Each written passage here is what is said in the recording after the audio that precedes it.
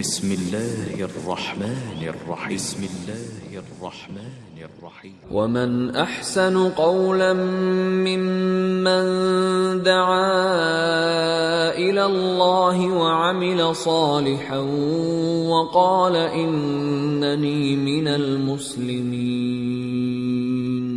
അല്ലാഹുവിങ്കലേക്ക് ക്ഷണിക്കുകയും സൽക്കർമ്മം പ്രവർത്തിക്കുകയും തീർച്ചയായും ഞാൻ മുസ്ലിങ്ങളുടെ കൂട്ടത്തിലാകുന്നു എന്നു പറയുകയും ചെയ്തവനേക്കാൾ വിശിഷ്ടമായ വാക്ക് പറയുന്ന മറ്റാരുണ്ട്? അസ്സലാമു അലൈക്കും വറഹ്മത്തുള്ളാഹി വബറകാതുഹു. ബിസ്മില്ലാഹിർ റഹ്മാനിർ റഹീം. അൽഹംദുലില്ലാഹി റബ്ബിൽ ആലമീൻ വസ്സലാത്തു വസ്സലാമു അലാ അഷ്റഫിൽ അംബിയാഇ വൽ മുർസലീൻ നബിയിനാ മുഹമ്മദിൻ വഅലാ ആലിഹി വസഹ്ബിഹി അജ്മഈൻ. അല്ലാഹുമ്മ അല്ലിംനാ മാ യൻഫഉനാ വൻഫഅനാ ബിമാ അല്ലംതനാ അല്ലാഹുമ്മ സിദ്നാ ഇൽമ. 140 സൂറത്ത് ആൽ ഇമ്രാൻ്റെ 140 ആയത്താണ് ഇൻഷാ അല്ലാഹ്. അവിടുന്ന് അങ്ങോട്ട് സ്റ്റാർട്ട് ചെയ്യാണ്. പരിഭാഷയിൽ 565 പേജ്. അഊദു ബില്ലാഹി മിനശ് ശൈത്വാനിർ റജീം. ബിസ്മില്ലാഹിർ റഹ്മാനിർ റഹീം. يمسسكم قرح فقد مس القوم قرح مثله وتلك الأيام نداولها بين الناس وليعلم الله الذين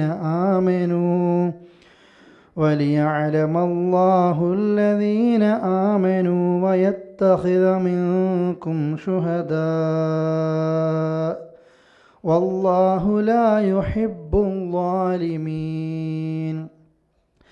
وليمحص الله الذين آمنوا ويمحق الكافرين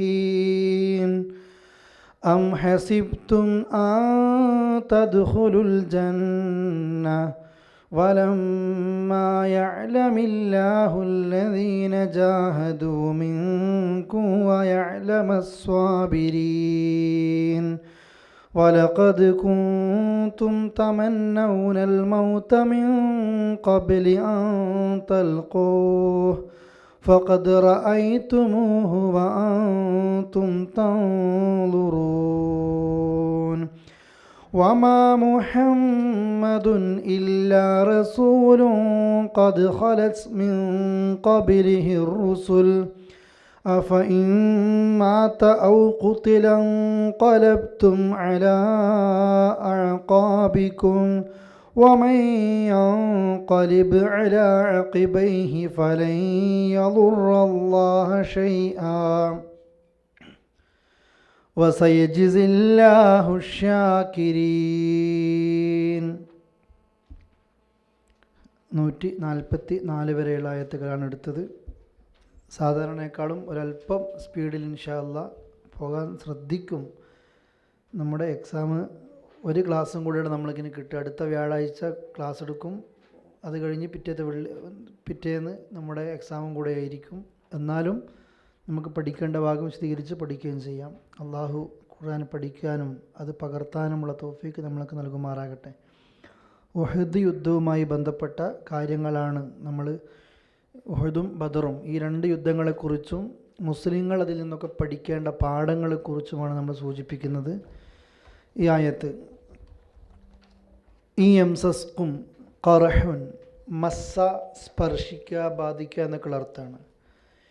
ഇൻ യംസസ്കും നിങ്ങൾക്ക് ബാധിച്ചുവെങ്കിൽ, അതാ നിങ്ങൾക്ക് ബാധിക്കുന്നുവെങ്കിൽ, ഖർഹുൻ മുറി, നിങ്ങൾക്ക് വല്ല മുറികളും അതല്ലെങ്കിൽ നിങ്ങൾക്ക് വല്ല പ്രയാസങ്ങളും പരിക്കുകളൊക്കെ ബാധിക്കുന്നുവെങ്കിൽ, ഫഖദ് മസ്സ തീർച്ചയായും ബാധിച്ചിട്ടുണ്ട്, അൽ ഖൗമ ആ ജനതക്കും, ഖർഹുൻ ഇതുപോലെ പരിക്കുകൾ, മിസ്ലുഹു ഇതുപോലെയുള്ള എന്ന് വെച്ചാൽ ഉദ്ദേശിക്കുന്നത് ഉഹദ് യുദ്ധമാണ് ഇവിടെ സംഭവം.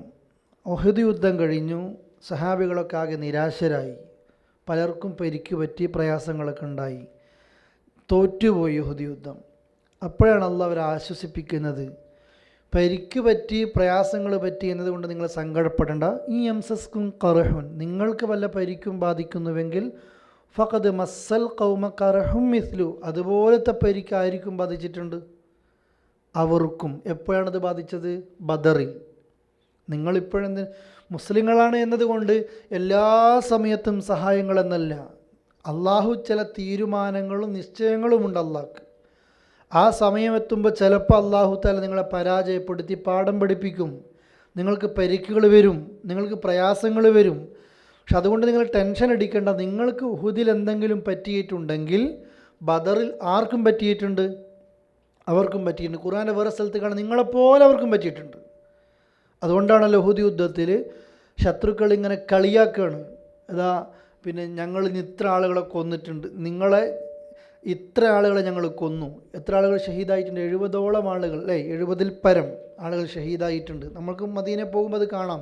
ആദ്യം 3 ഖബർ കാണാം, തൊട്ട് കുറച്ച് ബാക്കിലായിട്ട് വലിയ ഖബർ കാണാം, ഒരു കിണർ പോലെ കുഴിച്ചിട്ട് അതിൽ 63ഓളം സഹാബികൾ ഒന്നിച്ചാണ് എന്ത് ചെയ്തിട്ടുള്ളത്? ഖബറടക്കിയിട്ടുള്ളത്. കണ്ടിട്ടില്ലേ അത്? അല്ലേ? ആ സ്ഥലത്ത് അവർ കളിയാക്കി, ആ ഗ്രൗണ്ടിൽ വെച്ച് അവർ കളിയാക്കി. അപ്പോഴാണ് റസൂൽ കരീം സ്വല്ലല്ലാഹു അലൈഹി വസല്ലം ഉമറിനോട് വിളിച്ചു പറഞ്ഞത്, ഉമർ എഴുന്നേറ്റ് ഉറക്കെ വിളിച്ചു പറഞ്ഞു. അപ്പോൾ ഉമർ ഉറക്കെ വിളിച്ചു പറഞ്ഞു. എന്താ വിളിച്ചു പറഞ്ഞത്? ഖത്ലാക്കും ഫിന്നാർ, ഞങ്ങൾ നിങ്ങളെ കൊന്നിട്ടുണ്ട്. ആ കൊന്നവരെ കൊല്ലപ്പെട്ടവരടക്കം എവിടെയുള്ളത്? നരകത്തിലാണ്. പക്ഷെ ഖത്ലാന ഫിൽ ജന്ന, നിങ്ങൾ ഞങ്ങളിൽ കൊന്ന ആൾക്കാരൊക്കെ അവർക്ക് ഇവിടെ ഒന്നും നഷ്ടപ്പെട്ടിട്ടില്ല. പരലോകത്ത് അവർക്ക് എന്താ കിട്ടുന്നത്? സ്വർഗം കിട്ടുന്നുണ്ട്. അള്ളാഹ് ആശ്വസിപ്പിക്കുകയാണ്, നിങ്ങൾ ഈ നിലയ്ക്ക് എന്ത് ചെയ്യണ്ട, പ്രയാസപ്പെടണ്ട. നിങ്ങൾക്ക് എന്തെങ്കിലും ബാധിച്ചുവെങ്കിൽ ബദറിൽ അവർക്ക് എന്ത് ചെയ്തിട്ടുണ്ട്? ബാധിച്ചിട്ടുണ്ട്. വത്തിൽക്കൽ അയ്യാം, ആ ദിവസങ്ങൾ നുദാവിലുഹ, നാം അതിനെ കൈകാര്യം ചെയ്യുകയാണ്. അള്ളാഹു പറയാണ്, നാം അതിനെ, ആ ദിവസങ്ങളെ നാം കൈകാര്യം ചെയ്യുന്നു. ബൈനന്നാസ്, ജനങ്ങൾക്കിടയിൽ. ഈ ഉഹദിൻ്റെയും ബദറിൻ്റെയും ഉള്ള ആ സമയങ്ങൾ, ഉഹദിൽ സംഭവിച്ച വിഷയം പ്രത്യേകിച്ച് അള്ളാഹ് പറയാണ്, ആ സമയങ്ങളിലൊക്കെ നാം കൈകാര്യം ചെയ്യുകയാണ്. എന്ത്?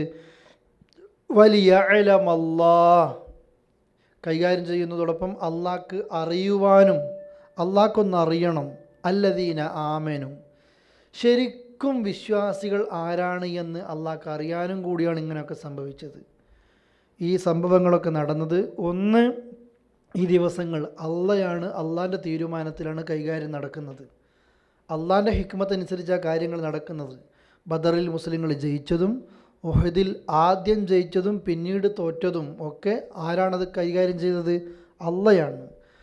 എന്നാൽ അള്ളാഹ് അവർക്കും കൊടുത്തു, നിങ്ങൾക്കും തരേണ്ടത് തന്നു. അതുകൊണ്ട് തന്നെ ഉഹദിൽ ഇത് സംഭവിക്കാൻ ഒരു കാരണം വലിയഅലമല്ലാഹുല്ലദീന ആമനു, നിങ്ങളിൽ നിന്ന് ശരിക്കും വിശ്വസിച്ചവർ അള്ളാഹുവിനെ അറിയുവാനും കൂടിയാണത്. അതുപോലെ തന്നെ വയത്തഖിദ മിൻകും ശുഹദാ, വയത്തഖിദ മിൻകും, നിങ്ങളിൽ നിന്ന് അള്ളാഹുവിന് ഉണ്ടാക്കി തീർക്കാനും.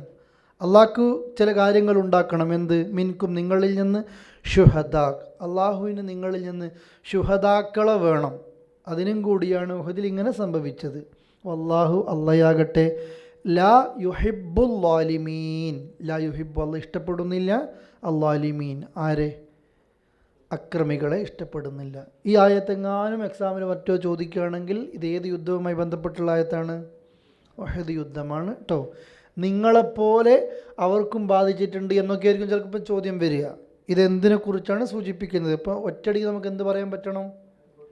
ഉഹദ് യുദ്ധമാണ് ഉദ്ദേശിക്കുന്നത് അല്ലേ? പിന്നെ ഇവിടെ അള്ളാഹു അടുത്ത ആയത്തും കൂടെ ഊതിയിട്ട് ഞാൻ അത് വിശദീകരിച്ചു തരാം. അള്ളാഹുവിന് എന്തൊക്കെ അറിയണം? അള്ളയാണ് കൈകാര്യം ചെയ്തത്. അതുപോലെ അള്ളാഹുവിന് വിശ്വസിച്ചവരെ അറിയണം, അള്ളാഹുവിന് രക്തസാക്ഷികളെ, ശുഹദാക്കളെ അറിയണം. കൂടെ പറഞ്ഞു അക്രമികൾ അള്ളാഹു എന്ത് ചെയ്യുന്നില്ല, ഇഷ്ടപ്പെടുന്നില്ല. ഇനി അടുത്ത ആയത്തും കൂടെയാണ് ഇതിൻ്റെ പൂർത്തീകരണം. വലിയുമഹിസ് അള്ളാഹു, വലിയുമഹിസ്, മഹസ ശുദ്ധീകരിക്കുക. അഥവാ നമ്മൾ പിന്നെ ജ്യൂസൊക്കെ ഇങ്ങനെ അരിച്ചെടുക്കൂലേ, അരിച്ചിട്ട് ഒരു ഭാഗം അതിൻ്റെ വേസ്റ്റുകളൊക്കെ വേറെ ഭാഗത്ത്, ഇതുപോലെ അള്ളാഹുവിന് എന്ത് ചെയ്യണം? വലിയുമഹിസ് അള്ളാഹു, അള്ളാഹുവിന് ശുദ്ധീകരിക്കാൻ കൂടിയാണിത്. അല്ലദീന ആമനു, വിശ്വസിച്ചവരെ ശുദ്ധീകരിച്ചെടുക്കാൻ. വയംഹഖ, അതുപോലെ തന്നെ നീക്കം ചെയ്യാനും, തുടച്ചു നീക്കാനും, അൽ കാഫിരീൻ, കാഫിരീങ്ങളെ. ഉഹദ് യുദ്ധത്തിൽ പോകുന്ന സമയത്ത് പോലും നിങ്ങൾക്കറിയാം, റസൂലുള്ളാഹിൻ്റെ കൂടെ ആരും കൂടെ പോയിട്ടുണ്ട്? മുനാഫിക്കീങ്ങളും പോയിട്ടുണ്ട് അല്ലേ? അബ്ദുല്ലാഹിബിൻ ഉബയ്യിബിൻ സലൂലിൻ്റെ പിന്നെ മേൽനോട്ടത്തിൽ മുനാഫിക്കീങ്ങളും കൂടെ പോയിട്ടുണ്ട്. വഴിക്ക് വെച്ച് ചതിച്ച് യുദ്ധം തുടങ്ങി. അതിൽ വിശ്വാസം താരതമ്യേന കുറഞ്ഞവരുണ്ട്, അതുപോലെ തന്നെ വിശ്വാസം താരതമ്യേന കൂടിയവരുണ്ട്. പല രീതിയിലാണ് യുദ്ധം നടക്കുന്നത്. അങ്ങനെയാണ് അബ്ദുല്ലാഹിബ്നു ജുബൈർ റളിയല്ലാഹുവിൻ്റെ നേതൃത്വത്തിൽ മലക്ക് മുകളിൽ 50 ആളുകളെ നിർത്തിയത്. ഇറങ്ങരുത് എന്ന് പറഞ്ഞു. പക്ഷേ റസൂലുള്ളാഹിൻ്റെ കൽപ്പന അവരെന്ത് ചെയ്തു? ധിക്കരിച്ചു. കേവലം ഏതെങ്കിലും ഒരാൾ പറഞ്ഞ കൽപ്പനല്ല. ആര് പറഞ്ഞതാണ് ധിക്കരിച്ചത്? അള്ളാഹുവിൻ്റെ റസൂല് പറഞ്ഞത്. അവരെന്താ ദുനിയാവ് ഖുർആനിൽ കാണാം. ഉഹദ് യുദ്ധവുമായി ബന്ധപ്പെട്ടുള്ള ആയത്ത് അവർ മോഹിച്ചത് ദുനിയാവായിരുന്നു. കാരണം ഗനീമത്ത് സ്വത്ത് വെറുക്കുന്നത് കണ്ടപ്പോൾ യുദ്ധം കഴിഞ്ഞു, ഇനി എന്തിനാണ് നമ്മൾ യുദ്ധം ചെയ്യുന്നത്? എല്ലാവരും മുതൽ വെറുക്കുന്നത്, നമ്മൾക്കും താഴെ ഇറങ്ങി പെറുക്കാം. വേണ്ടെന്ന് പറഞ്ഞു കുറച്ചാളുകൾ. അല്ല, ഇറങ്ങണം എന്ന് പറഞ്ഞപ്പോൾ കുറച്ചാളുകൾ ഇറങ്ങി. കുറച്ചേ ഇറങ്ങിയിട്ടുള്ളൂ, കുറച്ച് മാത്രമേ ഇറങ്ങിയിട്ടുള്ളൂ. സംഭവിച്ചത് ആർക്കാണ്? ഉഹദിൽ പങ്കെടുത്ത മുസ്ലിങ്ങൾക്ക് മുഴുവനും അതിൻ്റെ ഭവിഷ്യത്ത് ബാധിച്ചു. അള്ളാഹുവിൻ്റെ റസൂലിൻ്റെ പല്ല് പൊട്ടി അല്ലേ? ത്വൽഹ റളിയല്ലാഹുവിൻ്റെ ശരീരം നോക്കുമ്പോൾ എത്ര അമ്പ് ഉണ്ടായിരുന്നു? ചരിത്രത്തിൽ കാണാം 70-ൽ പരം അമ്പകളാണ് ത്വൽഹ റളിയല്ലാഹുവിൻ്റെ ശരീരത്തിലുള്ളത്. ത്വൽഹയോട് സഹാബികൾ യുദ്ധം കഴിഞ്ഞപ്പോൾ ചോദിച്ചു, ത്വൽഹ ഇത്രയും അമ്പ് ശരീരത്തിൽ വരുമ്പോൾ വേദനിച്ചിട്ടില്ലേ? എനിക്ക് വേദനയുണ്ട്, പക്ഷേ ഞാനൊന്ന് അങ്ങോട്ടും ഇങ്ങോട്ടും മാറിയാൽ ആർക്കാണ് അമ്പ് വരിക? അള്ളാഹുവിൻ്റെ റസൂലിനായിരിക്കും ആ അമ്പ് വരുന്നത്.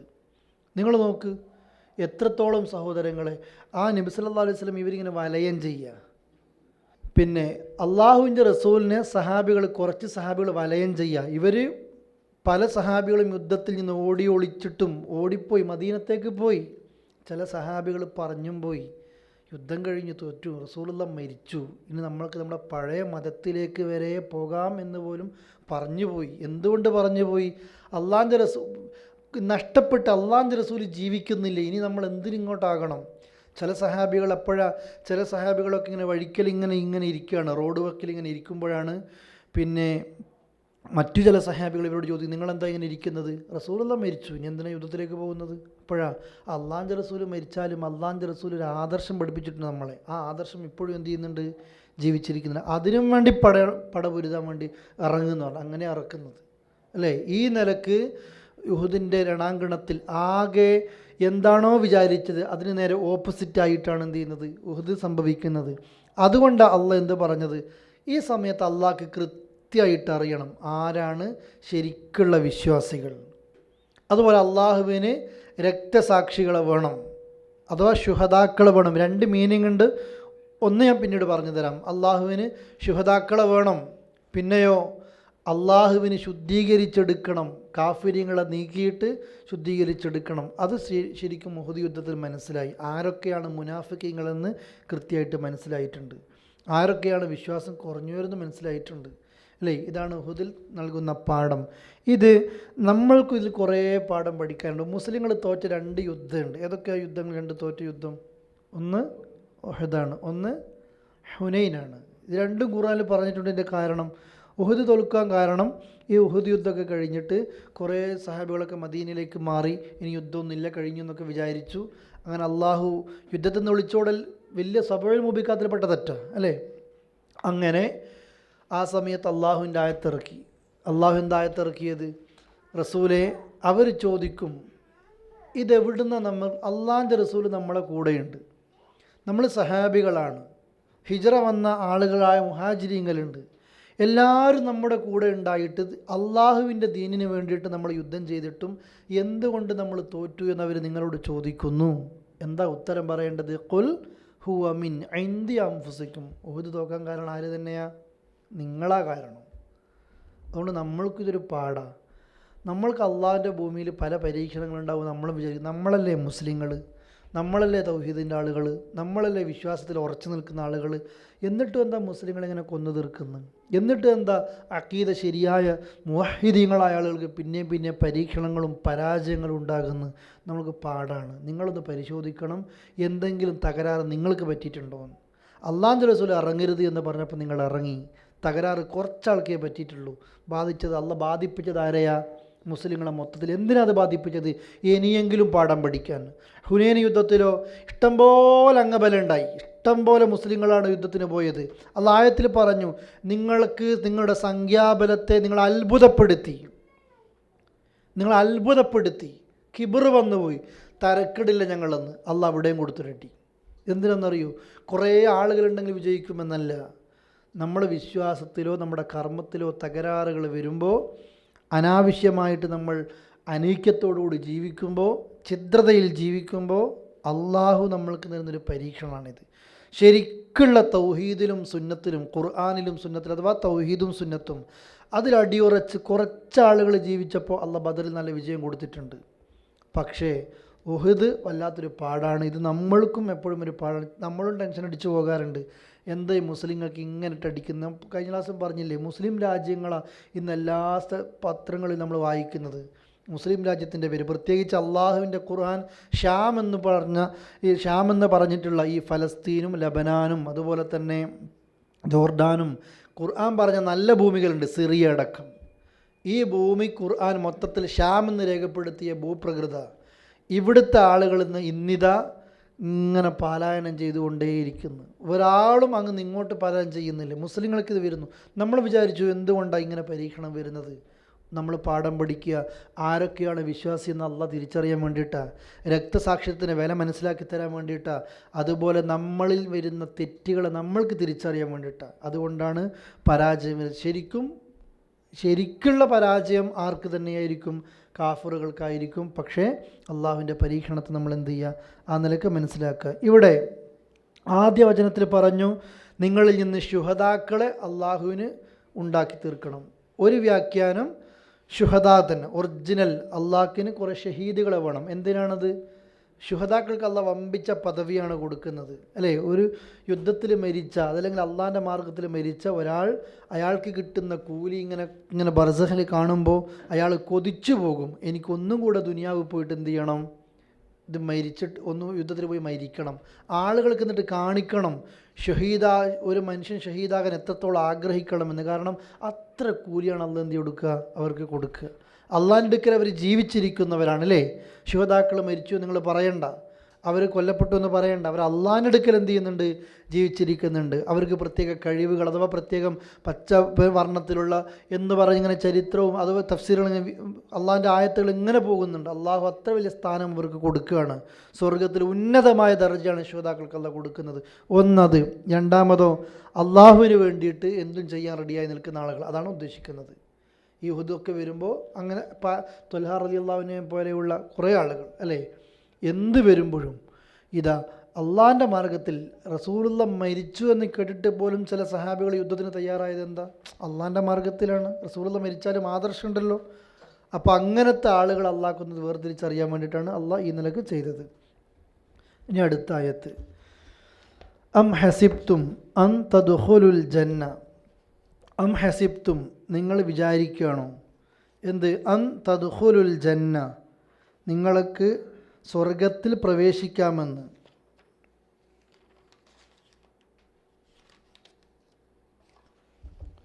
അം ഹസിബ്തും, നിങ്ങൾ വിചാരിക്കുകയാണോ? അൻ തദ്ഖുലുൽ ജന്ന, സ്വർഗത്തിൽ പ്രവേശിക്കാമെന്ന്.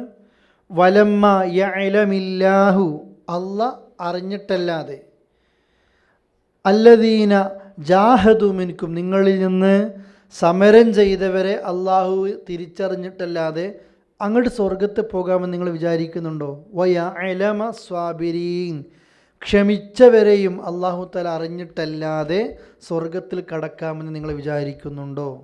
അഥവാ ആയത്തിൽ അള്ളാഹ് ഉദ്ദേശിക്കുന്നത് സ്വർഗത്തിൽ വളരെ എളുപ്പത്തിൽ കടന്നുകൂടാം എന്ന് നിങ്ങൾ വിചാരിക്കുന്നുണ്ടോ എന്ന് ചോദിച്ചാൽ അങ്ങനെ ആരും എന്ത് ചെയ്യണ്ട?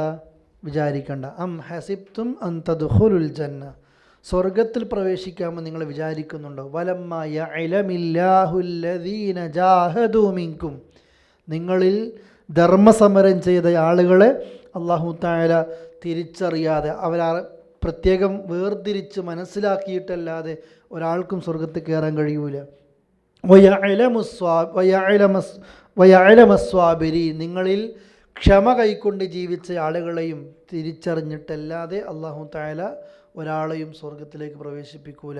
സൂറത്തുൽ ബഖറയിൽ കാണാം 214 ആയത്ത്, അം ഹസിബ്തും അൻ തദ്ഖുലുൽ ജന്ന വലമ്മാ യഅതികും മസലുൽ ലദീന ഖലൂ മിൻ ഖബ്ലികും മസ്സത്ഹുമുൽ ബഅസാഉ വല്ലറാ വസുൽസിലു ഹത്താ യഖൂലർ റസൂലു വല്ലദീന ആമനൂ മഅ മതാ നസ്റുല്ലാഹി അലാ ഇന്ന നസ്റല്ലാഹി ഖരീബ്.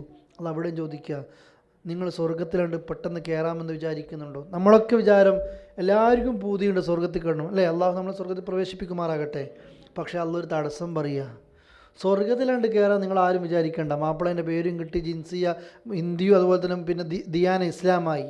അതുകൊണ്ട് തന്നെ മുസ്ലിങ്ങളൊക്കെ സ്വർഗത്തിലാന്നുള്ള വിശ്വാസം വെച്ചിട്ട് ഈ പേര് കൊണ്ട് സ്വർഗത്തിൽ കടക്കുമെന്ന് നിങ്ങൾ ആരും വിചാരിക്കേണ്ട. ഏതുവരെ അല്ല പറയുക, വലമ്മായ എത്തിക്കും മസലുല്ലദീന ഖലൂമിൻ ഖബ്ലിക്കും, മുൻഗാമികൾക്ക് കഴിഞ്ഞ പോലെയുള്ള ഒന്നും നിങ്ങളെ ബാധിക്കാതെ നിങ്ങൾക്കൊരു പ്രയാസം വരരുത്. എല്ലാം സുഖിച്ചിട്ട് ഇവിടെ സുഖം കിട്ടണം, പരലോകത്തിന് സുഖം കിട്ടണം എന്ന് നിങ്ങൾ വിചാരിക്കേണ്ട. ഏതുപോലെ എന്നിട്ട് അല്ല പറയുക, അള്ളാഹുവിനെ കുറിച്ച് പറയുന്നത് മസ്സത്തുഹുമുൽ ബഅ്സാ വല്ലറ, മുൻഗാമികൾക്ക് വല്ലാത്ത കഠിന പരീക്ഷണങ്ങളൊക്കെ അനുഭവിക്കേണ്ടി വന്നു അല്ലേ? എത്രത്തോളം പരീക്ഷണം അനുഭവിക്കേണ്ടി വന്നു? റസൂലും അതുപോലെ തന്നെ ഒപ്പമുള്ള ആളുകളും പ്രവാചകൻ പറഞ്ഞു, മത്താ നസ്റുള്ള, അള്ളാഹിൻ്റെ സഹായം എപ്പോഴാണ്? ഇതൊന്നും പറയാതെ ഈ ആയത്തിലും അത് തന്നെ ഉദ്ദേശിക്കുന്നത്. നിങ്ങളിൽ നിന്നൊന്നും പണിയെടുക്കാതെ, ഒരു ജിഹാദും ചെയ്യാതെ, ഒരു ധർമ്മസമരത്തിലും പങ്കെടുക്കാതെ, അള്ളാഹുവിൻ്റെ ദീനിന് വേണ്ടി ഒരു ചുക്കും ചെയ്യാതെ നേരെ സ്വർഗത്തിൽ പോകാൻ നിങ്ങൾ വിചാരിക്കുന്നുണ്ടോ? ഒരു ക്ഷമയുടെയും ആവശ്യമില്ല സ്വർഗത്തിൽ കയറി നിങ്ങൾ വിചാരിക്കുന്നുണ്ടോ? വിചാരിക്കേണ്ട, കഴിയൂല. സൂറത്തുൽ ബഖറയിലും പറഞ്ഞു, മുൻഗാമികൾക്കൊന്നും അനുഭവിച്ച ഒരു പ്രയാസം അനുഭവിക്കാതെ നേരിട്ട് സ്വർഗത്തിൽ കടക്കാമെന്ന് നിങ്ങൾ എന്ത് ചെയ്യേണ്ട, വിചാരിക്കേണ്ടതില്ല, കഴിയൂല അല്ലേ? അള്ളാഹുവിൻ്റെ റസൂൽ കഅബത്തിൻ്റെ ഭാഗത്ത് ഇങ്ങനെ ഇരിക്കുമ്പോൾ സഹാബികൾ വന്ന് ചോദിക്കുന്നു, റസൂലേ, മർദ്ദനങ്ങളും പീഡനങ്ങളും പ്രയാസങ്ങളും സഹിച്ച് വയ്യ, എപ്പോഴാ റസൂലെ അള്ളാഹിൻ്റെ സഹായം എന്ന് ചോദിക്കുക. മത്താ നസ്റുള്ള, എപ്പോഴാ സഹായം? അപ്പോഴാ അള്ളാഹിൻ്റെ റസൂൽ ഇപ്പം കിട്ടുന്നല്ല പറഞ്ഞു കൊടുക്കുന്നത്. സഹാബത്തെ, നിങ്ങൾ അറിയണം, പൂർവ്വകാലത്ത് അല്ലേ, നജറാനിൽ വസ്സമാ ഇദാത്തിൽ ബുറൂജ് നമ്മൾ ഓതുന്നല്ലേ സൂറത്ത്. എന്താ സൂറത്ത്? ഒരു രാജാവാണ് ദൈവം എന്ന് പ്രഖ്യാപിക്കുന്നു, അല്ല അള്ളയാണ് ദൈവമെന്ന് ജനങ്ങൾ തിരിച്ചറിയുന്നു. അള്ളയാണെന്ന് ശരിക്കുള്ള ദൈവമെന്ന് പറഞ്ഞ എല്ലാ ആളുകളെയും രാജാവ് ചെയ്യുന്ന ശിക്ഷ എന്താ? നജറാനിലെ ഓരോ പ്രദേശങ്ങളിലും വലിയ കിണർ കുഴിക്കും, വലിയ കുഴി കുഴിക്കും, അതിൽ മുഴുവനും തീ നിറക്കും. എന്നിട്ട് രാജാവിൻ്റെ പണിയെന്താ? ആ തീയിലേക്ക് വലിച്ചെറിയും അല്ലേ? അതുപോലെ തന്നെ ആ രാജാവ് ചെയ്ത പണിയെന്താ?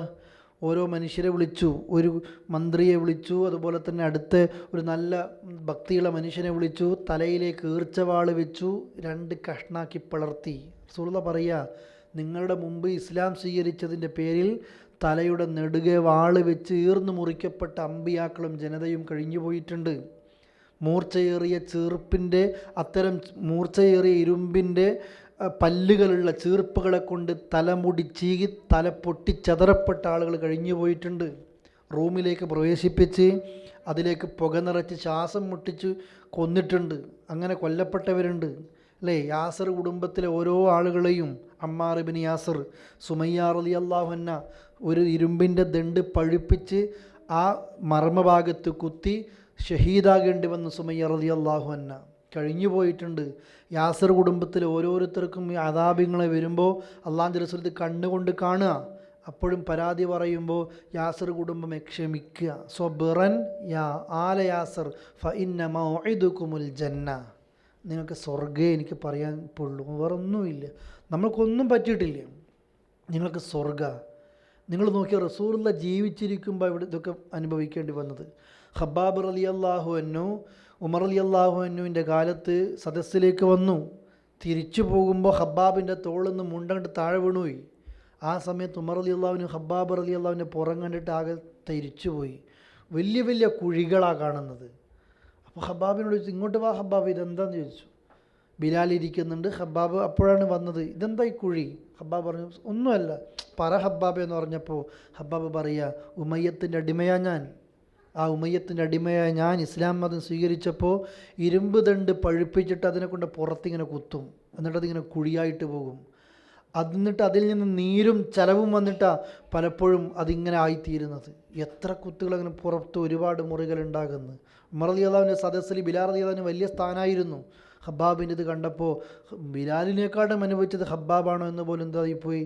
ഖബ്ബാബ് ഉമർ റളിയല്ലാഹുവിനെ പേടിച്ചുപോയി. സദസ്സിൽ പിന്നെ മുന്തിയ സ്ഥാനം കൊടുത്തു. നിങ്ങൾ നോക്കിയേ, ഇതൊക്കെ അല്ല പറയുക.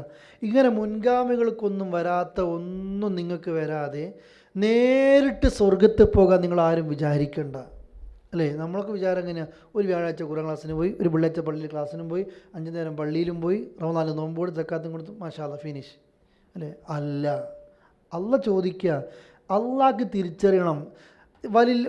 വലമ്മ യഅലമില്ലാഹുല്ലദീന ജാഹദു മിൻകും, നിങ്ങളിൽ നിന്ന് ജിഹാദ് ചെയ്തവൻ ആരുണ്ട്? യുദ്ധം മാത്രമാണോ ജിഹാദ്? അല്ലേ? വജാഹിദുഹും ബിഹി ജിഹാദൻ കബീറ, ഈ ഖുർആൻ കൊണ്ട് നിങ്ങൾ ജിഹാദ് ചെയ്യണം. എന്താ ഖുർആൻ കൊണ്ടുള്ള ജിഹാദ്? തലക്ക് പോയിട്ട് കൊടുക്കണം എന്നാ ഖുർആൻ കൊണ്ട്? അല്ലല്ലോ.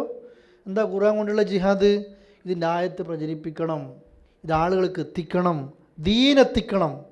അതുകൊണ്ട് ആണും പെണ്ണും ചിന്തിക്കുക, ഞാൻ സ്വർഗത്ത് പോകണമെങ്കിൽ എന്താ പ്രശ്നം?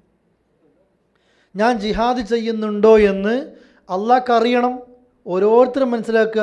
നമ്മൾ വിചാരിക്കുക ജിഹാദ് എന്ന് പറഞ്ഞാൽ പ്രത്യേകിച്ച് പറയുക, ഓഫീസിൽ ഡ്യൂട്ടി സമയത്ത് ഒരു വാട്സപ്പിലൊരു ആയത്ത് ഇങ്ങോട്ട് വരും, ഒരു ദിക്ർ ഇങ്ങോട്ട് വരും, ഇത് അങ്ങോട്ടായിട്ട് ഫോർവേഡ് ആക്കിയാൽ നമ്മൾ ജിഹാദ് നടത്തിയെന്ന് വെച്ചു, ദേവത്ത് നടത്തിയെന്നിരിക്കും. ഞാൻ ഭയങ്കര ദേവത്താന്ന് അറിയും അല്ലേ? ഏത് സമയത്ത്? ഓഫീസ് പണിക്കുന്ന ഓഫീസിൽ ജോലി ചെയ്യണമെന്ന് പറയുന്ന സമയമാണത്. ആ സമയത്ത് എല്ലാ ഇതുപോലത്തെ പണിയും ചെയ്യുക. അള്ളാഹുവിൻ്റെ ദീനിന് വേണ്ടി സഹോദരങ്ങളെ ശരിക്കും നമ്മൾ രംഗത്തിറങ്ങിയിട്ട് ഒരു നോട്ടീസ് എത്തിക്കാനോ ഒരു ബുക്ക് എത്തിക്കാനോ നമ്മൾക്ക് ശാരീരികമായിട്ടോ സാമ്പത്തികമായിട്ടോ മാനസികമായിട്ടോ എഴുത്തുപരമായിട്ടോ എന്താണോ ചെയ്യാൻ പറ്റിയ ഇപ്പോഴത്തെ കാലത്ത്, പ്രത്യേകിച്ച് ഇപ്പോഴത്തെ കാലത്ത് നമ്മളത് ചെയ്തിരിക്കണം. അള്ളാഹിൻ്റെ ദീന് തെറ്റിദ്ധരിപ്പിക്കപ്പെട്ട് കൊണ്ടേയിരിക്കുക. ശരിക്കുള്ള ദീനെത്തിക്കാൻ നമ്മൾ എന്താ ചെയ്തത്? ഒന്നും ചെയ്തിട്ടില്ല അല്ലേ? വെള്ളിയാഴ്ച നിങ്ങൾ ഒന്ന് അങ്ങാടി മാർക്കറ്റിൽ കയറി നോക്കിയാൽ എല്ലാവരും മാർക്കറ്റിൽ കയറെങ്കിൽ വെള്ളിയാഴ്ച അല്ലേ? നമ്മൾ ഉറങ്ങുന്നുണ്ട് ഷോപ്പിങ്ങിന്, എന്നാലോ ഷോപ്പിങ്ങിന് വരുന്ന ഒരാൾക്ക് അള്ളാഹിൻ്റെ ദീനെക്കുറിച്ച് ഞാനോ നിങ്ങളോ ഒന്നും പറയൂല. അള്ളാഹ് ചോദിക്കുക, അത് തിരിച്ചറിയുന്നത് വരെ നിങ്ങൾ സ്വർഗത്തിൽ പോകൂല. പിന്നെയോ വയഅലമ സ്വാബിരീൻ, ക്ഷമിക്കുന്നവരെയും അള്ളാഹ്ക്ക് തിരിച്ചറിയണം. നമുക്ക് ക്ഷമിക്കേണ്ട ആവശ്യമില്ല, ഒരു പ്രയാസം നമ്മൾക്കില്ല. ഒരാളോട് നിസ്കരിക്കണം എന്ന് പറയുമ്പോൾ വലിയ ക്ഷമയൊന്നും ആവശ്യമില്ല. നിങ്ങൾ ഒരാളോട് പറഞ്ഞു നോക്കിയേ, എടാ അള്ളാഹിനോട് മാത്രമേ ദുആ ചെയ്യാൻ പാടുള്ളൂ, നീ ഖബറിനടുത്ത് പോയിട്ട് പ്രാർത്ഥിക്കല്ലേ, ഏലസ് കെട്ടല്ലേ, ഉമ്മച്ചിനടുത്ത് എന്ന് അവിടെയാണ് ക്ഷമ വേണ്ടത്. അവിടെ നമ്മളില്ല.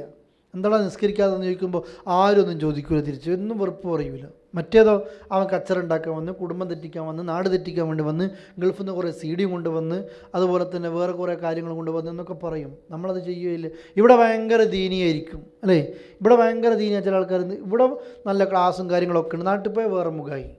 വ്യാഴാഴ്ച 9 to 10 മണി വരെ ഭയങ്കര ദീനി അച്ചടക്കത്തിലായിരിക്കും. ഇപ്പോൾ 10 മണിക്ക് ഖുർആൻ ക്ലാസ് കഴിഞ്ഞ് പോയാലോ കോർണിഷ് പോകുമ്പോൾ വേറെ ഫാമിലിയാണ് ഉണ്ടാകുക. ആകെ ആൾ മാറിയിട്ടുണ്ടാവും അല്ലേ? രീതി മാറി, സംസാരം മാറി, സ്റ്റൈല് മാറി, ഒക്കെ മാറി. അള്ളാനെ മറക്കുന്നു. അങ്ങനെയല്ല. ശരിക്കും പടച്ചോൻ്റെ ദീന് പ്രബോധനം ചെയ്യാനും അതനുസരിച്ച് ജീവിക്കാനും ക്ഷമ ആവശ്യമുണ്ട്. ഇത് അള്ളാഹുവിന് നിങ്ങളിത് ചെയ്യുന്നുണ്ടോ ഇല്ലേ തിരിച്ചറിയുന്നത് വരെ നിങ്ങൾ വിചാരിക്കുന്നുണ്ടോ? അം ഹസിബ്തും അൻ തദ്ഖുലുൽ ജന്ന, നിങ്ങൾ സ്വർഗത്തിലേക്ക് പ്രവേശിക്കാമെന്ന്.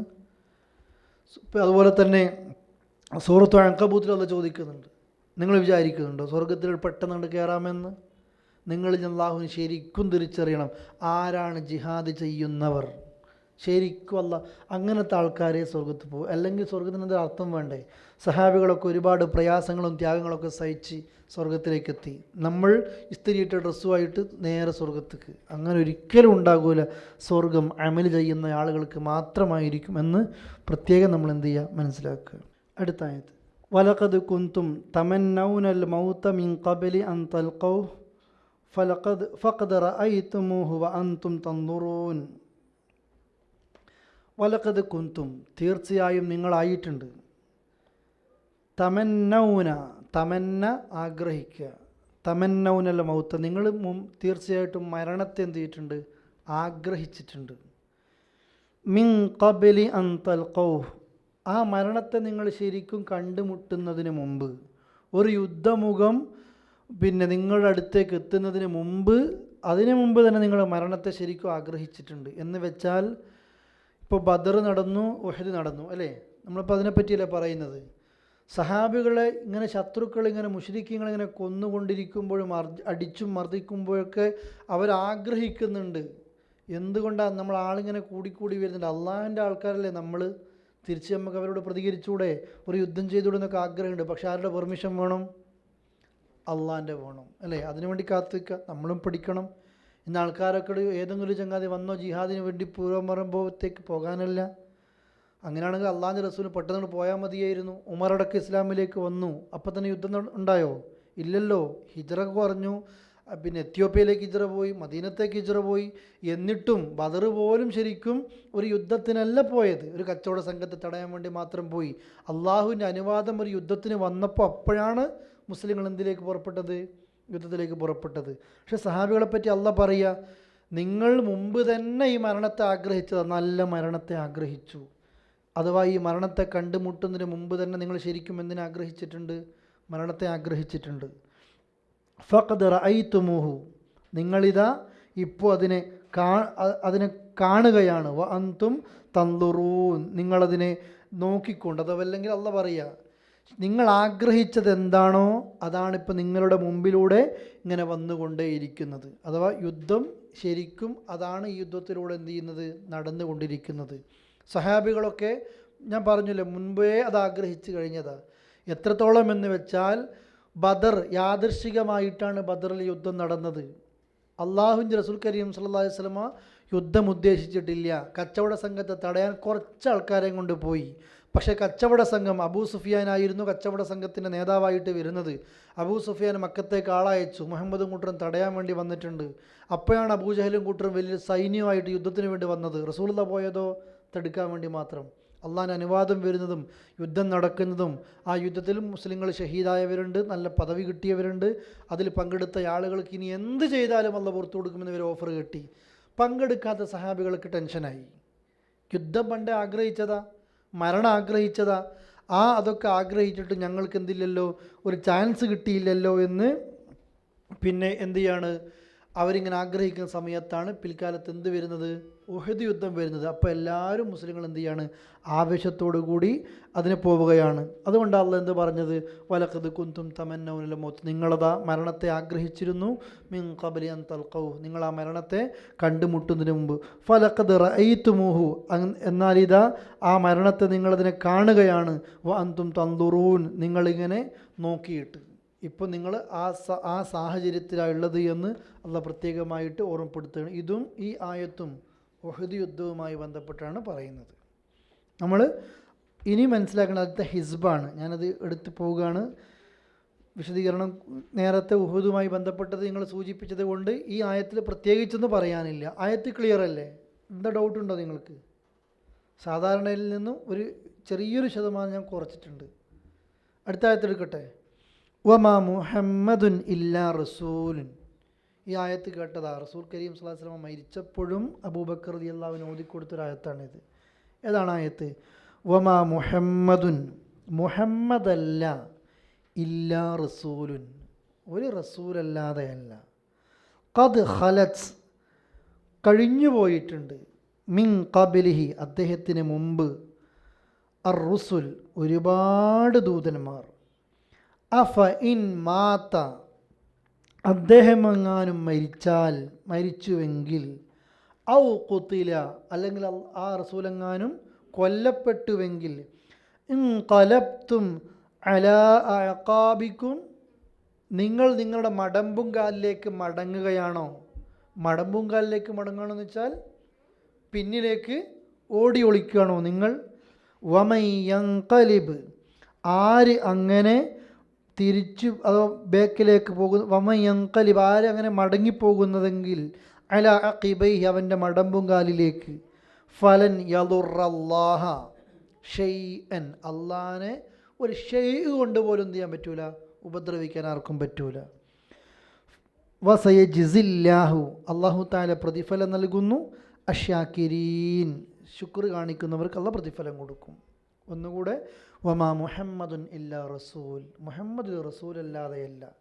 ഖദ് ഖലത് മിൻ ഖബ്ലിഹി അർ റുസുൽ, മുഹമ്മദിന് മുമ്പും കുറേ സല്ലല്ലാഹു അലൈഹി വസല്ലം ഒരുപാട് ദൂതന്മാർ കഴിഞ്ഞു പോയിട്ടുണ്ട്. അഫ ഇൻ മാത ഔ ഖുതിൽ, ആ റസൂലെങ്ങാനും മരിച്ചാലോ യുദ്ധത്തിൽ കൊല്ലപ്പെട്ടാലോ, ഇൻഖലബ്തും അലാ അഅഖാബിക്കും, അന്ന് ചോദിക്കുക, റസൂല് മരിച്ചെന്ന് ചെയ്തിട്ട് പോകുകയാണോ? റസൂലുള്ളാഹി മരിച്ചത് കൊണ്ട് നിങ്ങൾ ബാക്കിലേക്ക് മടമ്പുംകാലിലേക്ക് മടങ്ങുകയാണോ? അങ്ങനെ വമൻ യൻഖലിബ് അലാ അഖിബൈഹി, ആരെങ്കിലും അങ്ങനെ പിന്നിലേക്ക് മടമ്പുംകാലിലേക്ക് മടങ്ങുന്നത് പക്ഷം, ഫലൻ യദുറല്ലാഹ ഷൈഅ, അള്ളാഹ്ക്ക് നിങ്ങളായിട്ട് മാറി എന്ന് വെച്ചിട്ട് അള്ളാഹ്ക്ക് എന്ത് ചെയ്യൂല, ഒന്നും പറ്റൂല. വസയജിസില്ലാഹു ഷാക്കിർ, അള്ളാഹ് ശുക്ർ കാണിക്കുന്നവർക്ക് അള്ളാഹ് എന്ത് കൊടുക്കും? പ്രതിഫലം കൊടുക്കും. ഇവിടെയും ഉഹദ് യുദ്ധമാണ് സംഭവം. അള്ളാഹിൻ്റെ റസൂൽ എന്ത് ചെയ്തു? മരിച്ചു എന്നതാണ് കിംവദന്തി. അള്ളാഹിൻ്റെ റസൂൽ മരിച്ചു എന്നാരോ മുനാഫിക്കീങ്ങളും ശത്രുക്കളും പറഞ്ഞു വിട്ടതാണ്. അള്ളാഹിൻ്റെ റസൂൽ സുന്ദരമായിട്ട് സഹാബികൾക്കിടയിൽ 10-12 സഹാബികൾ ഇങ്ങനെ പൊതിഞ്ഞു നിൽക്കുക, ഒന്നും പറ്റാതെ അവിടെ നിൽക്കുന്നുണ്ട്. അല്ലേ? ഞാനിവിടെ ജീവിച്ചിരിക്കുന്നുണ്ടെന്ന് വിളിച്ച് പറയുന്നുമുണ്ട്. എല്ലാവരും ഒരുമിച്ച് കൂട്ടിയിട്ടുണ്ട്, എനിക്കൊന്നും പറ്റിയിട്ടില്ല, എല്ലാവരും ഇങ്ങോട്ടേക്ക് വാ, ഇറങ്ങൂ എന്ന് പറഞ്ഞിട്ടുമുണ്ട്, അല്ലേ? ആ സമയത്താണ് പിന്നെ ആളുകൾ, സഹാബികൾ ഓടി മദീനയിലെത്തി. ഞാൻ പറഞ്ഞില്ലേ നേരത്തെ പോലെ ഉഹുദിൻ്റെ രണാങ്കണത്തിൽ നിന്ന് ഓടിയിട്ട് മദീനയിലേക്ക് എത്തി സഹാബികൾ, കുറേ സഹാബികൾ. യുദ്ധം കഴിഞ്ഞില്ലേ, ഇനി അപ്പുറത്തെ മതത്തിലേക്ക് തന്നെ പോവാം, ഇനിയല്ല ഇനി എന്ത് ഒന്ന് ഇങ്ങനെ ജീവിച്ചിട്ട് എന്ത് കാര്യം, എന്തെങ്കിലുമായിട്ട് ജീവിക്കാം എന്ന് പറഞ്ഞവരുണ്ട്. വേറെ കുറേ സഹാബികൾ, എന്തേ നമുക്കിങ്ങനെ പറ്റിയത്, നമ്മുടെ കൂടെ റസൂൽ തന്നെയല്ലേ ഉള്ളത്, എന്തുകൊണ്ട് നമ്മൾക്കിങ്ങനെ സംഭവിച്ചു, നമ്മളിത് ശരിയല്ലേ, നമ്മൾ തെറ്റ് ചെയ്യുന്ന ആളുകളാണോ എന്നൊക്കെ രീതിയിലൊക്കെ ചിന്തിച്ചു. ആ ചിന്തിക്കുന്ന സമയത്ത് അള്ളാഹു ആയത്തിറക്കാണ്, മുഹമ്മദ് എന്ന് പറയുന്ന ഒരു റസൂല് മാത്രം, ഇതൊരു മനുഷ്യനാണ്. ആ മനുഷ്യൻ്റെ പോലെ തന്നെ കുറേ ദൂതന്മാരെ മുമ്പ് എന്ത് ചെയ്തിട്ടുണ്ട്, ഭൂമിയിൽ കഴിഞ്ഞു പോയിട്ടുണ്ട്. ഇവരൊക്കെ മരിച്ചിട്ടുമുണ്ട്. അള്ളാഹുവിൻ്റെ റസൂൽ മരിച്ചു അല്ലെങ്കിൽ കൊല്ലപ്പെട്ടു എന്നതുകൊണ്ട് നിങ്ങൾ ബാക്കിലേക്ക് പോകുകയാണോ? ഉദ്ദേശിക്കുന്നത് എന്താണ്? പോകരുത് എന്ന് നമ്മൾ മനസ്സിലാക്കണം. എന്തെങ്കിലും ഒരു പരാജയം സംഭവിക്കുമ്പോഴത്തേക്ക്, അല്ലേ, ഇപ്പം മുസ്ലിങ്ങളെ കൊന്ന് തീർക്കുക ഒരു രാജ്യത്ത് എന്ന് കൂട്ടിക്കുക. ഇപ്പോൾ നമ്മൾക്കിപ്പോൾ ചിന്തിക്കുന്നില്ലേ, സ്വാഭാവികമായിട്ട് ചിന്തിച്ചു പോകുന്നില്ലേ, എന്തേ നമ്മളിങ്ങനെ ആക്രമിക്കപ്പെട്ടുകൊണ്ടേയിരിക്കുന്നു, കൊല്ലപ്പെട്ടുകൊണ്ടേയിരിക്കുന്നു, നഷ്ടങ്ങൾ മുഴുവൻ നമുക്ക് സംഭവിച്ചുകൊണ്ടേയിരിക്കുന്നു വിചാരിക്കും. എന്ന് വിചാരിച്ച് നിങ്ങൾ ബാക്കിലേക്ക് വേറെ ഏതെങ്കിലും മതത്തിലേക്ക് കൂട്ടത്തോടെ മാറിപ്പോകുമോ, ഒളിച്ചോടുകയോ അല്ല ചെയ്യേണ്ടത്. നമ്മളെ ജീവിതം ശരിക്കും എവിടെയാ? പരലോകത്താണ്. മുഹമ്മദ് മരിച്ചാലും സല്ലല്ലാഹു അലൈഹി വസല്ലം മരിച്ചാലും മുമ്പ് നബിമാർ മരിച്ചിട്ടുണ്ട്, അല്ലേ?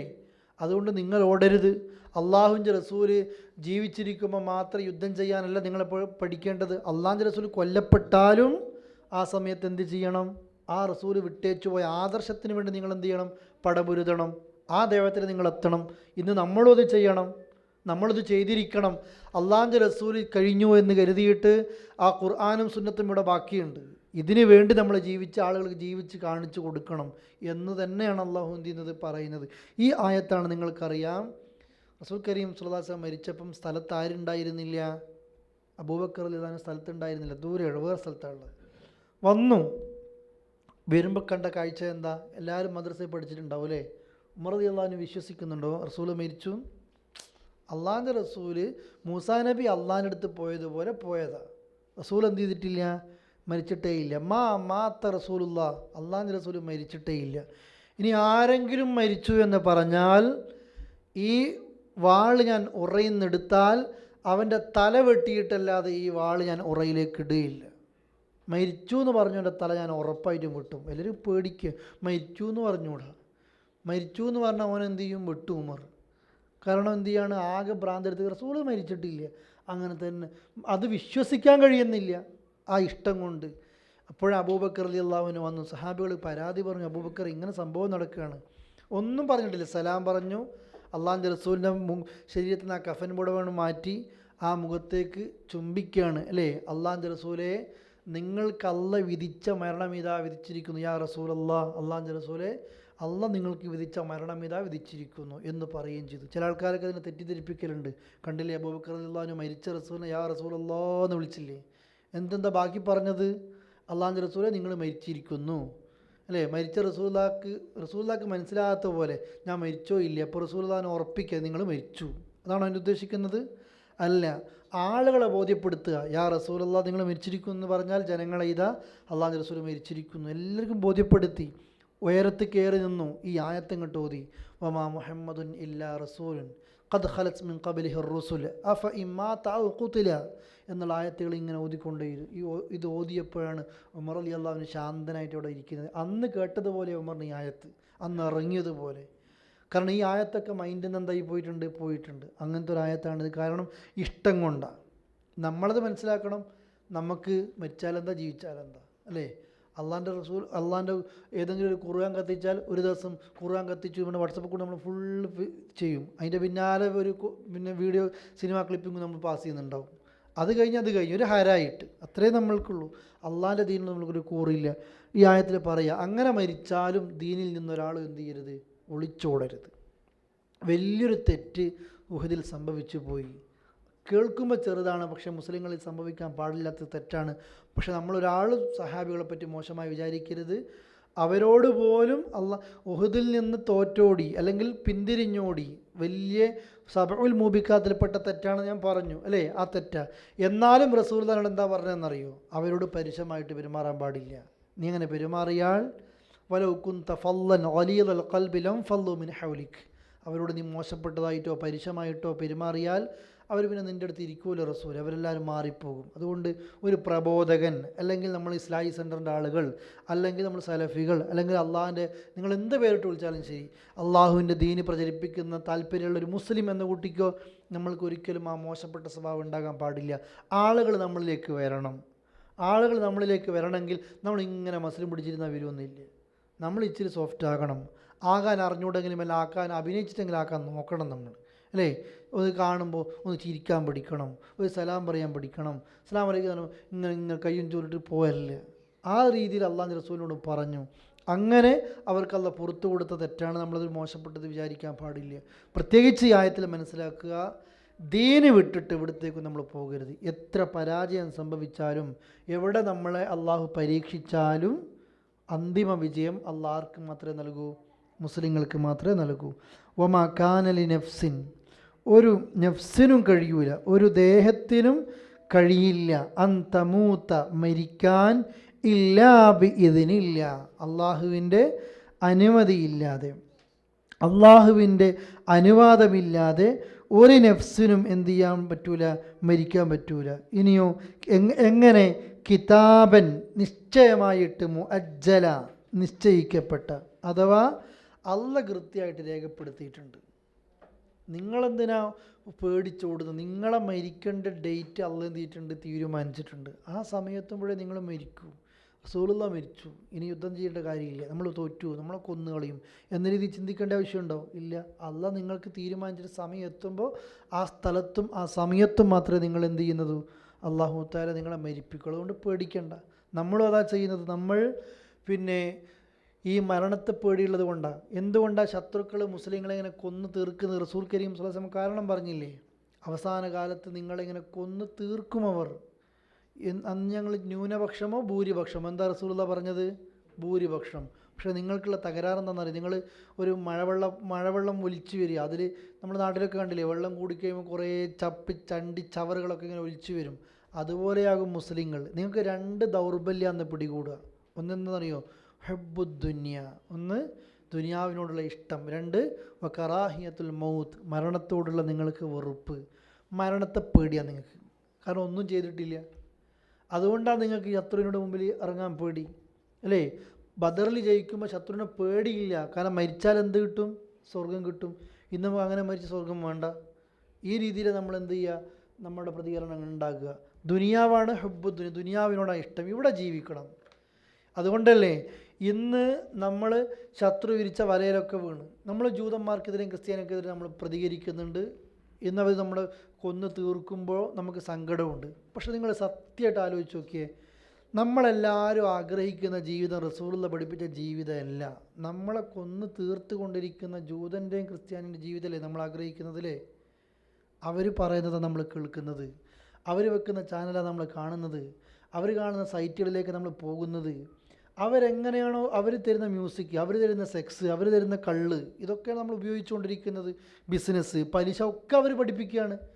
നമ്മൾ അവരെ വെറുക്കുന്നു, പക്ഷേ നമ്മൾ അവരുടെ ജീവിതം ഇഷ്ടപ്പെടുകയും ചെയ്യുന്നു.